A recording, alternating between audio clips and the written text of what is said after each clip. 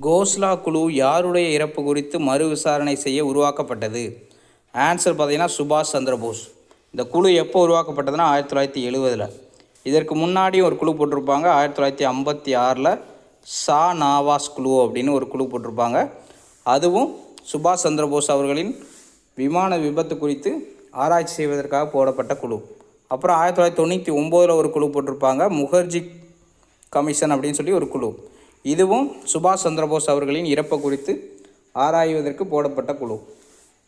இந்திரா காந்தி 1985 ஒரு குழு போட்டிருப்பாங்க.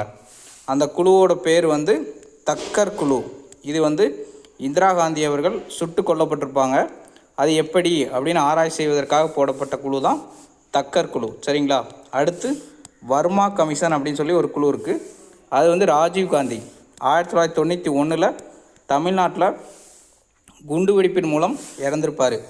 அதை பற்றி விசாரணை செய்ய வர்மா குழு அப்படின்னு ஒரு கமிட்டி போட்டிருப்பாங்க. சரிங்களா?